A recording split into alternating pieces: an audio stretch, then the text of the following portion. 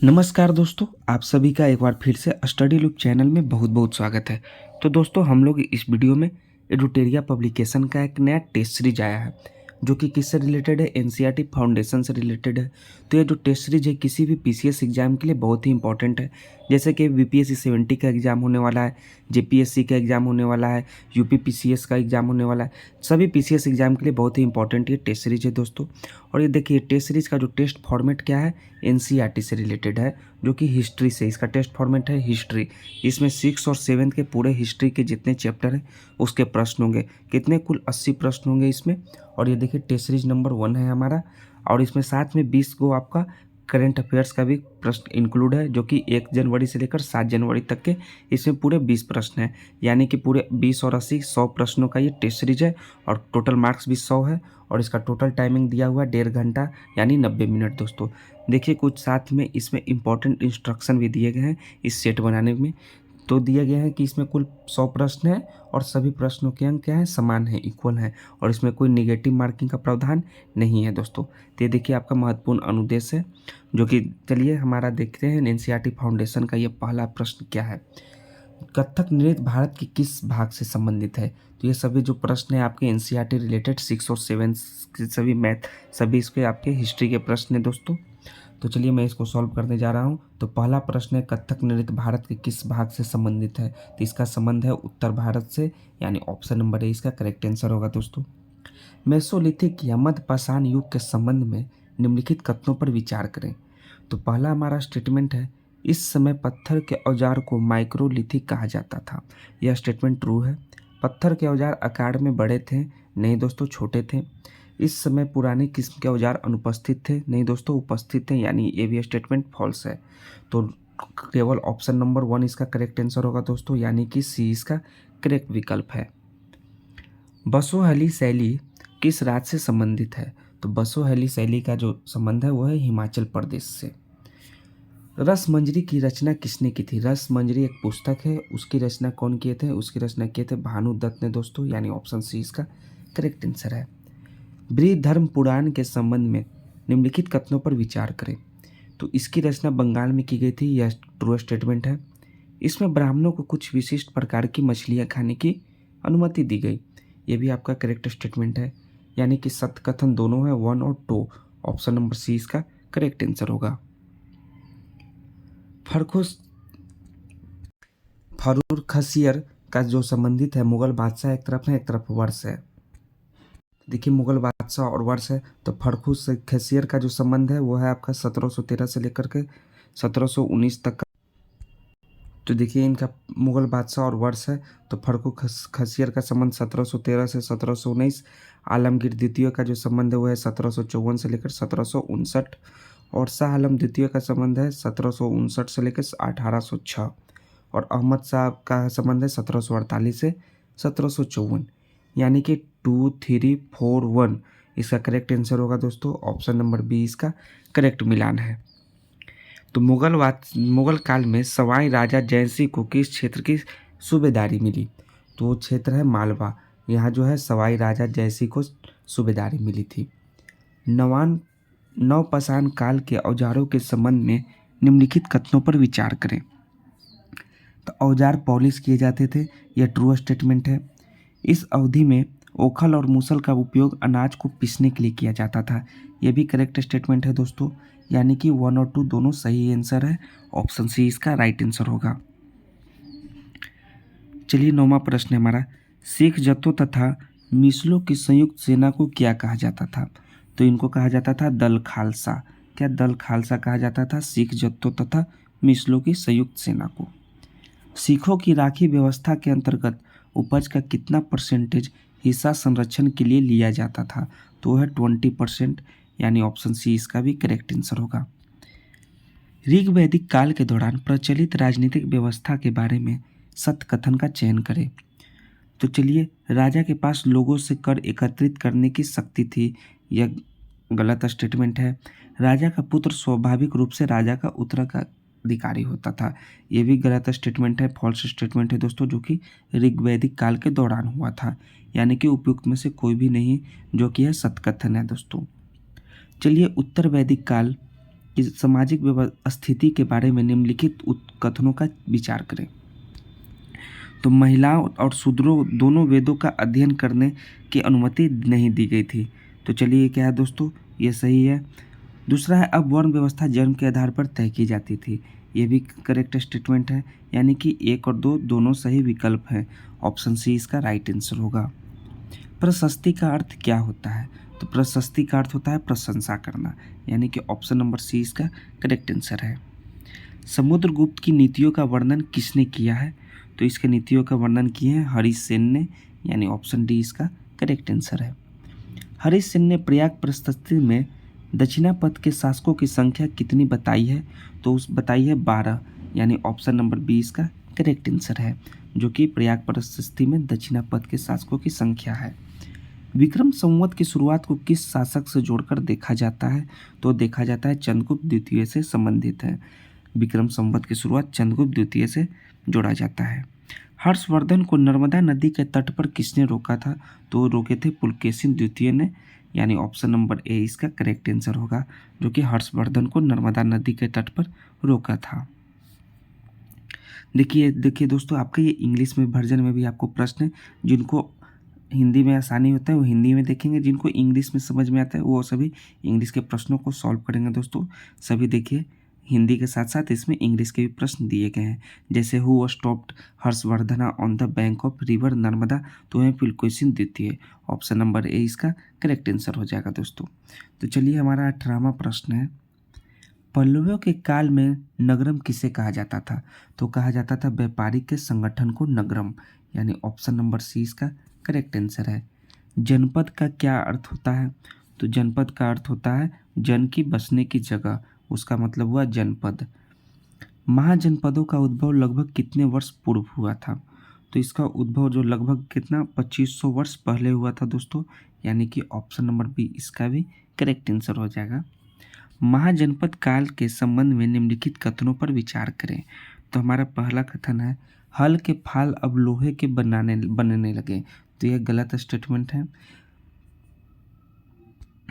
तो ये true statement है दोस्तों, हल के फाल अब लोहे के बनने लगे। और धान के पौधों का रोपण प्रारंभ हो गया, ये भी ट्रू स्टेटमेंट है। तो क्या दिया हुआ, असत्य कथन का चयन करें।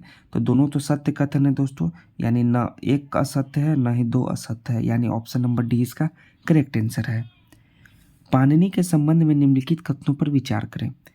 तो उन्होंने संस्कृत के लिए व्याकरण तैयार किया, जी ये सही है दोस्तों। उन्होंने एक विशेष क्रम में स्वर की रचना की, परंतु व्यंजन के बाद के काल में अन्य विद्वानों द्वारा जोड़ा गया, यह गलत है दोस्तों। यानी कि केवल ऑप्शन नंबर 1 इसका ट्रू स्टेटमेंट है, ऑप्शन ए इसका राइट आंसर होगा। वज्जी संघ का वर्णन किस पुस्तक में है? तो इसका वर्णन है दीर्घ निकाय में। पुरी जो कि उड़ीसा में जगन्नाथ जी का मंदिर है, वो किस वंश के शासक ने बनवाया था? तो इसे बनवाए थे दोस्तों गंग वंश के शासक ने, यानी ऑप्शन डी इसका करेक्ट आंसर है। अकबर ने बंगाल को किस वर्ष जीता? तो जीता था 1586 ईस्वी को, यानी ऑप्शन नंबर बी इसका करेक्ट आंसर होगा, जो अकबर ने बंगाल को जीता था। दक्षिण भारतीय भक्ति संतों के बारे में सत्य कथन का चयन करें। तो पहला कथन है हमारा, नयनार शैव संत थे। तो चलिए पहला कथन सही है। अलवार वैष्णव संत थे, ये भी कथन सही है। ये सत्य केवल अस्पृश्य समझे जाने वाले पुलैया तथा पनार जातियों के लोग थे, यह गलत स्टेटमेंट है दोस्तों। यानी कि 1 और 2 दोनों सही होगा, ऑप्शन ए इसका करेक्ट आंसर है, जो कि दक्षिण भारतीय भक्ति संतों के बारे में दिए गए ट्रू स्टेटमेंट है कि नयनार जो शैव संत थे और अलवार जो वैष्णव संत थे। निम्नलिखित कथनों पर विचार करें। पुहार पांड्यों का बंदरगाह था, तो यह कथन गलत है दोस्तों। मुदैर जो है चोलों का बंदरगाह था, यह भी गलत स्टेटमेंट है। यानी कि सही विकल्प चुने तो उपयुक्त में से कोई भी नहीं सही विकल्प है। दार्शनिक शंकर के बारे में निम्नलिखित कथनों पर विचार करें। तो शंकर का जन्म 8वीं शताब्दी में तमिलनाडु में हुआ था, यह ट्रू है। वे अद्वैतवाद के समर्थक थे, ये भी सही स्टेटमेंट है। उन्होंने जगत को मिथ्या या माया कहा, यह भी करेक्ट स्टेटमेंट है। मोक्ष प्राप्ति के लिए ज्ञान के मार्ग को अपनाने का उपदेश दिया, यह भी करेक्ट स्टेटमेंट है। यानी कि ऑप्शन नंबर डी इसका सही आंसर होगा दोस्तों, जो कि दार्शनिक शंकर के बारे में दिए गए हैं। वीर शैव आंदोलन किस क्षेत्र से प्रारंभ हुआ? तो वो हुआ था कर्नाटक से दोस्तों। महात्मा गांधी का प्रिय भजन वैष्णव जन तो तेने कहिए पीर पराई जाने रे किसने लिखा? तो इसके रचयिता है नरसिंह मेहता। ऑप्शन डी इसका करेक्ट आंसर होगा। प्रारंभ में नाथ पंथ भारत के लिए किस क्षेत्र में लोकप्रिय हुए? नाथ पंथ हुए उत्तर पश्चिम क्षेत्र में लोकप्रिय दोस्तों। मीराबाई किसकी अनुयायी बन गई? वो बन गई रविदास की अनुयायी मीराबाई, यानी ऑप्शन नंबर डी इसका करेक्ट आंसर होगा रविदास। चोल काल में करों के संबंध में निम्नलिखित कथनों पर विचार करें। तो वेट्टी एक प्रकार का ऐसा कर था जिसे नगद में संग्रहित किया जाता था। तो दोस्तों ये सही है। कदमई एक भू राजस्व था, ये भी करेक्ट स्टेटमेंट है, यानी कि एक और दो दोनों सही विकल्प हैं। कबीर का जन्म किस परिवार में हुआ? उनका जन्म जुल्हा परिवार में हुआ था। लंगर व्यवस्था की शुरुआत किसने की? तो हम लोग सभी जानते हैं इसकी शुरुआत गुरु नानक ने की, यानी ऑप्शन नंबर ए इसका भी करेक्ट आंसर होगा दोस्तों। तो चलिए इसमें देखिए इंग्लिश के भी प्रश्न दिए गए हैं, जो कि हमने हिंदी के प्रश्न देखे। सभी लोग वीडियो को पॉज करके इंग्लिश के प्रश्नों को भी सॉल्व कीजिएगा। जैसे कि in which family was Kabir born, तो हो गए वेबर हो गए। तो who started the langar system, तो गुरु नानक इसका करेक्ट आंसर होगा दोस्तों। तो चलिए 36वां प्रश्न है हमारा, संस्कृत व्याकरण की रचना किसने की थी? इसकी रचना किए थे पाणिनि ने। स्वामी महावीर ने अपनी शिक्षा किस भाषा में दी? तो भाषा थी प्राकृत भाषा, जिसकी शिक्षा महावीर ने दी वो थी प्राकृत भाषा। जैन धर्म के संदर्भ में निम्नलिखित कथनों पर विचार करिए। मुक्त व्यापारियों ने जैन धर्म का समर्थन किया, ये सही है। साधारणतः किसान वर्ग के लोगों ने जैन धर्म को स्वीकार नहीं किया दोस्तों, यह भी सही है, क्योंकि उसमें जीव हत्या को नहीं मान जीव हत्या करना पाप था दोस्तों, जबकि किसान लोग खेती करते हैं तो उसमें तो जीव हत्या हो ही जाती है। तो इस कारण उन्होंने जैन धर्म को स्वीकार नहीं किया, यानी एक और दो इसका करेक्ट स्टेटमेंट है। संघ में रहने वाले बौद्ध भिक्षु के लिए बनाए गए नियमों का संकलन किस ग्रंथ में मिलता है? तो है विनय पिटक, इसमें मिलता है आपको नियमों का संकलन। निम्नलिखित में से कौन सा कथन बौद्ध संघ के संदर्भ में सही नहीं है? तो चलिए, संघ के पुरुषों और स्त्रियों के रहने के लिए अलग अलग व्यवस्था थी, यह सही है। सभी व्यक्ति संघ में प्रवेश ले सकते थे, यह भी कथन सही है। संघों में प्रवेश के लिए बच्चों को अपने माता पिता से अनुमति लेनी थी, ये भी सही है। विवाहित स्त्रियों को संघ में प्रवेश के लिए अपने माता पिता से अनुमति की आवश्यकता होती थी।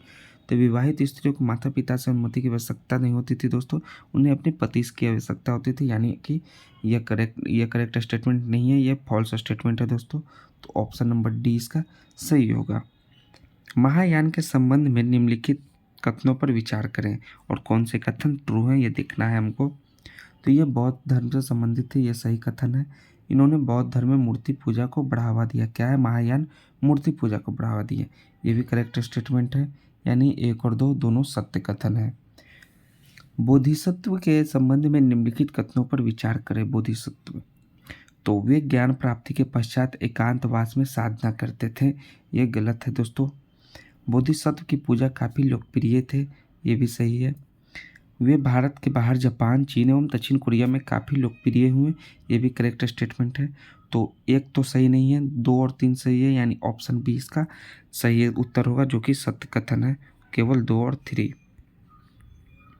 भारत की यात्रा प्राय निम्नलिखित चीनी बौद्ध यात्रियों के कालक्रम के अनुसार सही क्रम में चुनिए। तो चलिए, चीनी यात्री जो सबसे पहले वो आए थे फाहियान, उसके बाद आए थे ह्वेनसोंग, उसके बाद आए थे इत्सिंग। तो देखिए ऑप्शन नंबर बी में है दोस्तों, फाहियान, ह्वेनसोंग और इत्सिंग, यानी ऑप्शन बी इसका करेक्ट आंसर होगा, जो कि चीनी बौद्ध तीर्थयात्री थे।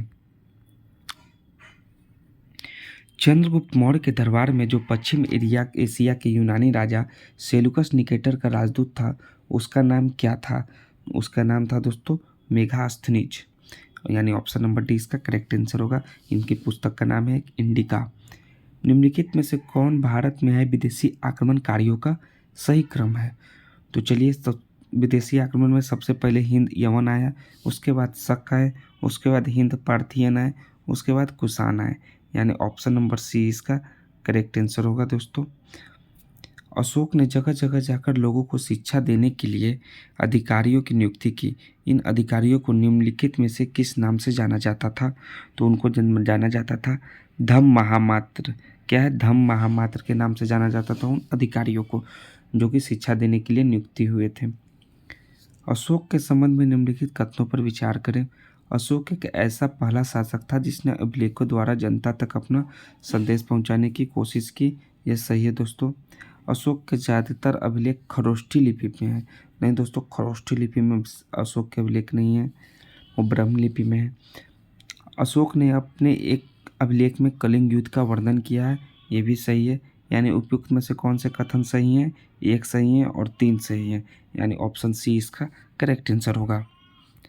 मुगलों की जागीर दिल्ली सुल्तान में से किसे बनाया गया?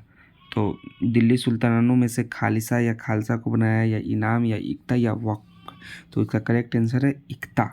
इक्ता को है इक्ता जो है दिल्ली सुल्तानों में से बराबर है इक्ता। 14वीं शताब्दी के ग्रंथ लीला और तिलकम के बारे में सत्य कथन का चयन करें।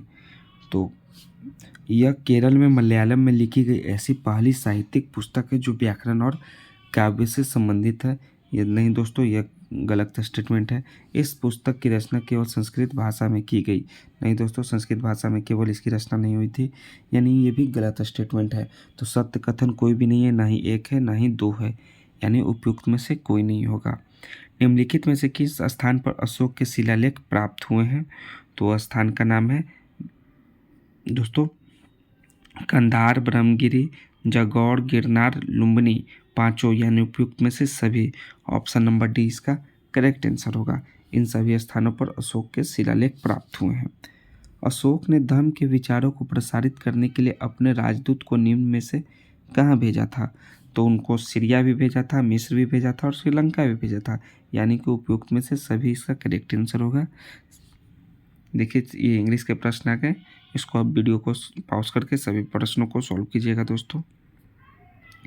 मौर्य साम्राज्य में अक्सर राजकुमारों को कौन सा पद दिया जाता था?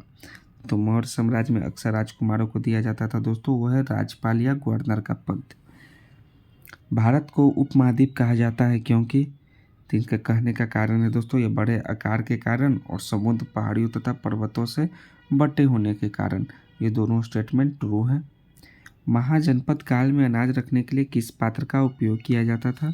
तो पात्र का नाम है चित्रित धूसर मृद भांड, यानी ऑप्शन नंबर बी इसका करेक्ट आंसर है, जिसमें अनाज रखा जाता था महाजनपद काल में।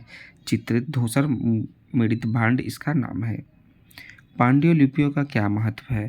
तो पांडुलिपि का महत्व जो है दोस्तों, वो प्राचीन ज्ञान विज्ञान की बातों की चर्चा करता है, सही है। राजाओं के जीवन की चर्चा प्राप्ति करता है, ये भी सही है। धार्मिक मान्यताओं व व्यवहारों की चर्चा करता है, ये भी सही है।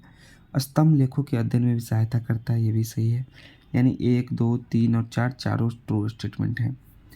निम्नलिखित में से कौन कुषाणों की दूसरी राजधानी रही है? तो रही है मथुरा। आरिकामेडु नामक प्राचीन पत्तन निम्नलिखित में से कहाँ स्थित है? तो इनमें से कहाँ स्थित हुआ है? पुडुचेरी में। क्या है? आरिकामेडु नामक प्राचीन पत्तन पुडुचेरी, यानी ऑप्शन नंबर डी इसका करेक्ट आंसर होगा। जातक कथाओं का संकलन निम्नलिखित में से किसके द्वारा किया गया है? तो इसका संकलन किया गया है फ्रेंड्स बौद्ध अनुयायियों के द्वारा, यानी ऑप्शन ए इसका करेक्ट आंसर है। दक्षिण भारत तमिल क्षेत्र में बड़ी भूस्वामियों को क्या कहा जाता था? तो दक्षिण भारत में बड़ी भूस्वामियों को कहा जाता था वेल्ला, याद रखिएगा, यह वेल्ला कहा जाता था। अफगानिस्तान से प्राप्त होने वाले कंधार अभिलेख के संबंध में निम्नलिखित कथनों पर विचार करें। तो अभिलेख पर अशोक का आदेश उत्कीर्ण करवाया गया था, यह सही है। ब्राह्मी भाषा में लिखा गया था, तो नहीं दोस्तों, जो अफगानिस्तान में कंधार में अभिलेख जो है वो ब्राह्मी भाषा में नहीं लिखा गया था, यानी केवल एक इसका जो है ट्रू स्टेटमेंट है, केवल 1, यानी कि ऑप्शन है इसका राइट आंसर होगा। पुरातात्विक स्रोत के संबंध में निम्नलिखित में से कौन सी चीज़ें शामिल होती है? तो हैं दोस्तों आपका अभिलेख है, मिट्टी के बर्तन है, जानवरों की हड्डी है, धातु है, औजार है, आभूषण है। तो इनमें से जो शामिल होती है वो सभी होती हैं दोस्तों, 1 2 3 4 5 6 सभी 6 होगी। ऑप्शन नंबर सी इसका करेक्ट आंसर होगा दोस्तों। प्रारंभिक मानव आखेटक खाद्य संग्रह के रूप में एक जगह से दूसरी जगह क्यों घूमते थे? तो आखेटक जो है खाद्य संग्रह के रूप में एक जगह से दूसरी जगह का घूमने का कारण देखिए क्या क्या है। एक जगह रुकने के कारण वहाँ के फल वृक्ष तथा जानवरों को खाकर समाप्त कर देते थे। नेक्स्ट क्या है दोस्तों? ये सही है। शिकार ढूंढने के कारण, ये भी सही है। मवेशी का चारा ढूंढने के कारण, ये भी सही है। मौसम बदलने के कारण, ये भी सही है। तो इन चारों कारण वो एक जगह से दूसरी जगह घूमते रहते थे, यानी ऑप्शन नंबर डी इसका करेक्ट आंसर होगा। आहत सिक्के के संदर्भ में निम्नलिखित कथनों पर विचार करें। तो चलिए, आहत सिक्के सामान्यतः आयताकार, वर्गाकार या गोलाकार होते थे, तो ये गलत है। आहत सिक्के को समांतर ढालकर बनाया जाता था, ये सही है। ये सही है दोस्तों, और ये गलत है दोस्तों। क्या है कि आहत सिक्के समांतर आयताकार, वर्गाकार या गोलाकार होते थे, ये करेक्ट है। आहत सिक्कों को समांतर ढालकर बनाया जाता था, यह गलत है। यह सिक्के चांदी या तांबा के विभिन्न आकृतियों के होते थे, ये भी सही है। तो लिखा हुआ है उपयुक्त कथनों में से कौन सा कथन गलत है? देखिए यहाँ ध्यान दीजिए दोस्तों, कौन सा कथन गलत है? तो केवल ऑप्शन नंबर 2 गलत है, यानी ऑप्शन नंबर बी इसका करेक्ट आंसर होगा। मथुरा के अभिलेखों में निम्न में से किनका उल्लेख मिलता है? तो इनमें से सुनारों का भी उल्लेख है, लोहार एवं बुनकरों का भी उल्लेख है, टोकरी एवं माला बनाने वालों का भी उल्लेख है। उपयुक्त में से सभी मथुरा के अभिलेखों में इनका उल्लेख मिलता है। तो चलिए सभी इंग्लिश वाले प्रश्न आप लोग देखते जाइएगा। संगमकालीन व्यापार के संदर्भ में निम्नलिखित में से कौन सा कथन सही नहीं है? तो व्यापारी सामान ले जाने के लिए केवल समुद्री मार्गों का प्रयोग करते थे, तो नहीं दोस्तों, सब केवल समुद्री मार्गों का प्रयोग नहीं करते थे, तो यह गलत स्टेटमेंट है। तो यानी ऑप्शन नंबर ए ही इसका करेक्ट आंसर हो जाएगा, जो कि सही नहीं है। बुद्ध की जीवनी बुद्ध चरित्र के रचनाकार निम्नलिखित में से कौन है? तो बुद्ध चरित्र के जो रचनाकार हैं वो है अश्वघोष। बौद्ध धर्म के प्रचार के संबंध में निम्नलिखित कथनों पर विचार करें। बौद्ध धर्म दक्षिण पूर्व की ओर से श्रीलंका, म्यांमार, थाईलैंड तथा इंडोनेशिया सहित दक्षिण पूर्व एशिया के अन्य भागों में भी फैला। यह सही है। इन क्षेत्रों में थेरवादक नामक बौद्ध धर्म का आरंभिक रूप कहीं अधिक प्रचलित था, यह भी सही स्टेटमेंट है, यानी ऑप्शन नंबर सी इसका राइट आंसर होगा। प्रायः स्तूपों के चारों ओर परिक्रमा करने के लिए एक वृत्ताकार पथ होता था, जो कहलाता है था प्रदक्षिणा। क्या कहलाता था? प्रदक्षिणा, यानी ऑप्शन नंबर 20 का करेक्ट आंसर है, जो कि चारों ओर परिक्रमा करने के लिए वृत्ताकार पथ होता था। प्रारंभिक मानव निम्न के किस आधार पर पौधों तथा जानवरों का चयन करते थे? तो पहला कथन है हमारा, जिनके बीमार होने की संभावना कम होती थी।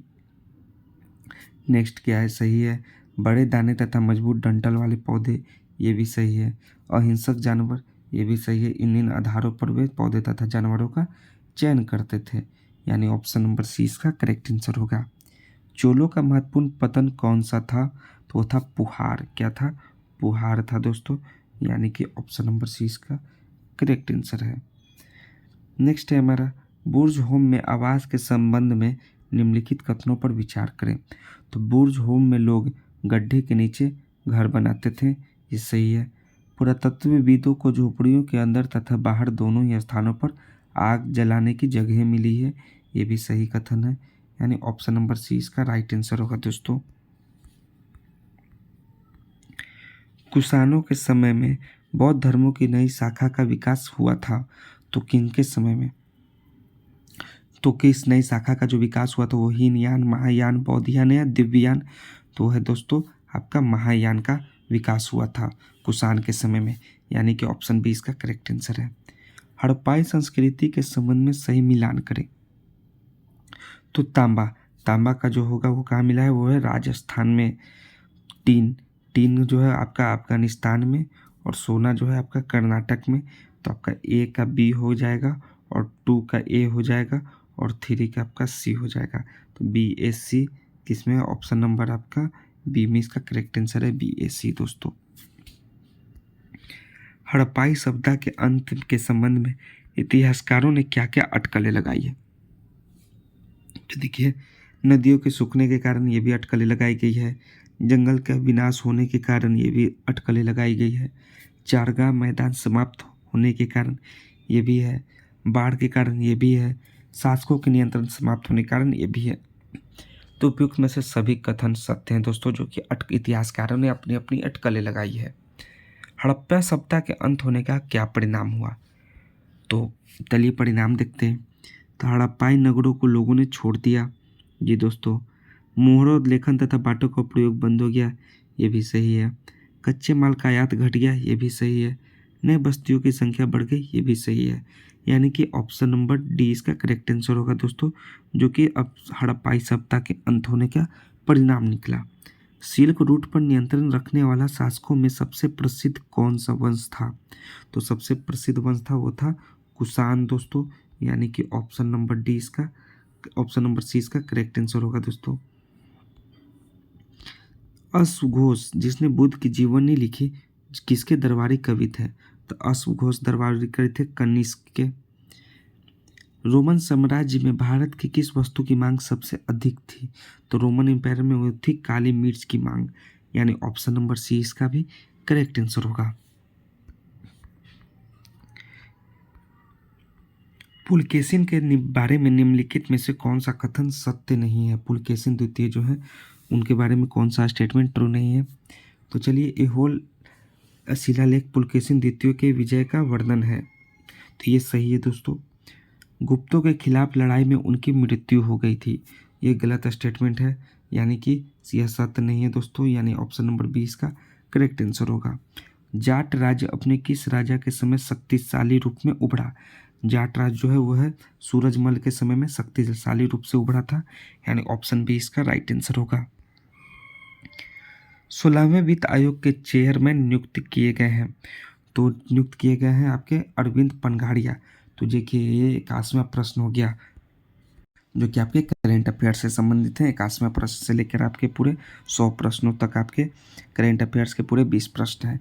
तो 16वें वित्त आयोग के चेयरमैन नियुक्त किए गए अरविंद पनघाड़िया। ऑप्शन बी इसका राइट आंसर है। केंद्र सरकार ने पिछले कुछ वर्षों में राष्ट्र विरोधी गतिविधियों में संलिप्त होने के कारण किन संगठन पर प्रतिबंध लगाया है? तो है आपका तहरीक हुर्रियत, ये सही है। जमात इस्लामी, इस पर भी लगा है प्रतिबंध। जम्मू कश्मीर लिबरेशन फ्रंट, इस पर भी प्रतिबंध लगा है। जम्मू कश्मीर डेमोक्रेटिक फ्रंट, इस पर भी प्रतिबंध लगा है। यानी कि ऑप्शन नंबर डी इसका करेक्ट आंसर होगा दोस्तों।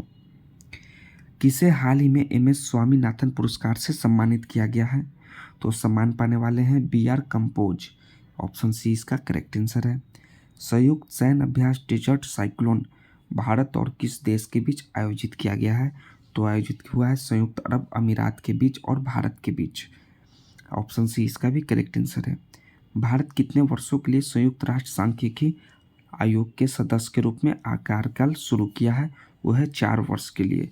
यानी ऑप्शन नंबर बी इसका करेक्ट आंसर होगा। भारतीय नौसेना स्टाफ के उप प्रमुख के रूप में किसे नियुक्त किया गया है? तो नियुक्त हुए दिनेश के त्रिपाठी जी। यानी ऑप्शन नंबर बी इसका करेक्ट आंसर होगा दोस्तों। नेक्स्ट है हमारा भारतीय राष्ट्रीय महासागर सूचना केंद्र, जो कि INCOIS के संदर्भ में निम्नलिखित कथनों पर विचार कीजिए। तो हमारा पहला कथन है, यह पर्यावरण, वन एवं जल वायु परिवर्तन मंत्रालय के तहत एक स्वायत्त संगठन ही है। सही है दोस्तों। तो यह जो है INCOIS भारत में सुनामी के संबंध में भविष्यवाणी और प्रारंभिक चेतावनी के लिए नोडल एजेंसी है। यह गलत है। इसकी स्थापना 1999 में हुई थी तथा इसके मुख्यालय नई दिल्ली में स्थित है।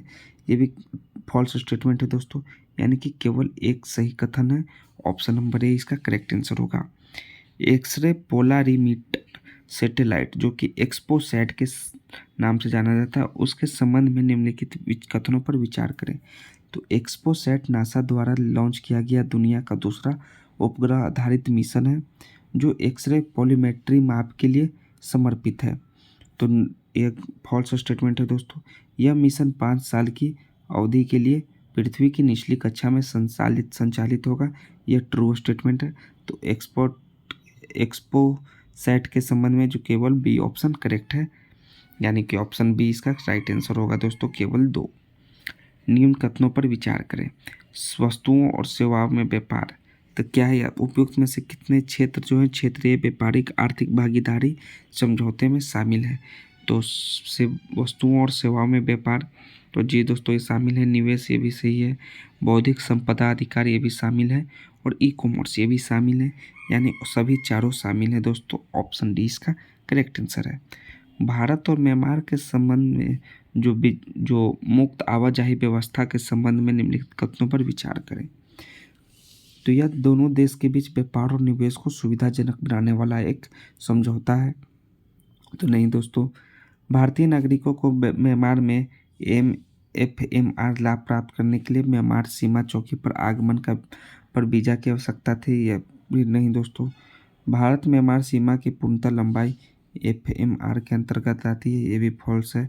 यानी कि ऊपर दिए गए कथनों में से कोई भी सही नहीं है दोस्तों। ऑप्शन डी इसका राइट आंसर होगा। वस्तु एवं सेवा कर GST के संदर्भ में निम्नलिखित कथनों पर विचार करें। तो GST में निर्यातक अपने उत्पादन पर कर का भुगतान नहीं करते हैं, लेकिन वे अपने इनपुट पर भुगतान किए गए पर कर पर रिफंड के हकदार हैं। ये सही कथन है। GST केवल वस्तुओं के निर्माण एवं बिक्री पर लगाया जाता है, यह गलत है। GST व्यवस्था के तहत वस्तुओं और सेवाओं को केवल उनके आवश्यक प्रकृति के आधार पर विभिन्न कर स्लैब में वर्गित किया जाता है, ये भी फॉल्स है। यानी कि केवल वन स्टेटमेंट सही है जो कि GST के संदर्भ में दिए गए हैं। ऑप्शन नंबर ए इसका राइट आंसर होगा। निम्नलिखित में से कौन सा अंतर्राष्ट्रीय संगठन वैश्विक परमाणु आदेश GNO का अनुपालन सुनिश्चित करने के लिए परमाणु गतिविधियों की निगरानी और विनियमन में महत्वपूर्ण भूमिका निभाता है? तो अंतर्राष्ट्रीय परमाणु ऊर्जा एजेंसी IAEA ये सही है। संयुक्त राष्ट्र सुरक्षा परिषद नहीं दोस्तों। उत्तर अटलांटिक संधि संगठन नाटो ये भी नहीं। रशियन हथियार निषेध संगठन ये भी नहीं। यानी ऑप्शन ए इसका करेक्ट आंसर है। जो कि महत्वपूर्ण भूमिका निभाता है, कौन है वो है अंतर्राष्ट्रीय परमाणु ऊर्जा एजेंसी। निम्नलिखित कथनों पर फिर विचार चलिए करते हैं हम लोग। मालदीव में इंडिया आउट अभियान का प्राथमिक उद्देश्य भारत से जुड़ी सभी बुनियादी ढांचा परियोजनाओं को रोकना है। तो नहीं दोस्तों, भारत मालदीव को आतंकवाद, मादक पदार्थों की तस्करी, नशीले पदार्थों और विभिन्न समुद्री अपराधों के खिलाफ अपनी प्राथमिक रक्षा पंक्ति मानता है, ये सही है। भारत मालदीव के ग्रेटर माले कनेक्टिविटी प्रोजेक्ट विकसित कर रहा है, ये भी सही है। यानी कि कौन सा कथन सही है दोस्तों? वो 2 और 3 कथन सही है। यानी ऑप्शन नंबर 20 का करेक्ट आंसर होगा। भारत और पाकिस्तान ने हाल ही में एक द्विपक्षीय समझौते के तहत परमाणु प्रतिष्ठानों की सूची का आदान प्रदान किया। इस संधि के संदर्भ में निम्नलिखित में से कौन से कथन सही हैं? तो सही कथन चुनना है। परमाणु प्रतिष्ठानों की सूचियों के आदान प्रदान का प्राथमिक उद्देश्य परमाणु हथियार प्रशिक्षण को सुविधाजनक बनाना था। तो इसका करेक्ट स्टेटमेंट कौन सा है दोस्तों? ये नहीं है। इस समझौते का उद्देश्य दोनों देशों के बीच आर्थिक व्यापार को बढ़ावा देना है, ये भी नहीं है दोस्तों। यानी कि न एक है ना ही दो है सही कथन। ऑप्शन नंबर डी इसका करेक्ट आंसर होगा। हाल ही में किस राज्य में हर जिले में ड्रोन पुलिस यूनिट की स्थापना होगी? वो है हमारा बिहार राज्य दोस्तों। ऑप्शन सी इसका करेक्ट आंसर होगा। नेपाल में आयोजित Indo Nepal international tennis ball championship में किसने खिताब पर कब्जा जमाया है? वो है Bihar state. Mix investigation @75 mission investigation @75 किस राज्य द्वारा लॉन्च किया गया, जिसका उद्देश्य 75 दिनों में सभी FIR की जांच पूरी करनी है? वो राज्य का नाम है बिहार। सड़क हादसों में 2022 में बिहार का कौन सा स्थान है? तो है आपका 13वां स्थान दोस्तों। केंद्र सरकार ने पृथ्वी विज्ञान परियोजना के लिए कितने करोड़ रुपए आवंटित किए हैं? तो है 4,797 करोड़ रुपए दोस्तों। हमारा 100वां प्रश्न इस वीडियो का लास्टवां प्रश्न, जो कि भारत का पहला पनडुब्बी पर्यटन किस राज्य में शुरू किया जाएगा? वो किया जाएगा गुजरात स्टेट में पहला पनडुब्बी पर्यटन। ऑप्शन नंबर सी इसका करेक्ट आंसर होगा। तो हम लोग दोस्तों इसमें पूरे 80 प्रश्न आपके एनसीईआरटी के 6 और 7 के प्रश्न देखें और 20 देखें करेंट अफेयर्स के, यानी कि कुल 100 प्रश्न देखें जो कि हमारा एनसीईआरटी फाउंडेशन के थे। तो चलिए दोस्तों हम लोग अगले नेक्स्ट वीडियो में टेस्ट सीरीज नंबर 2 लेकर आएंगे, जिसमें कि आपके 6 और 7 के बाद वाले होंगे जो कि 9th क्लास के होंगे। उसमें सभी एनसीईआरटी से संबंधित प्रश्न, वो भी हिस्ट्री से होंगे। तो जय हिंद दोस्तों, थैंक्स दोस्तों, हम लोग नेक्स्ट वीडियो में फिर से मिलते हैं।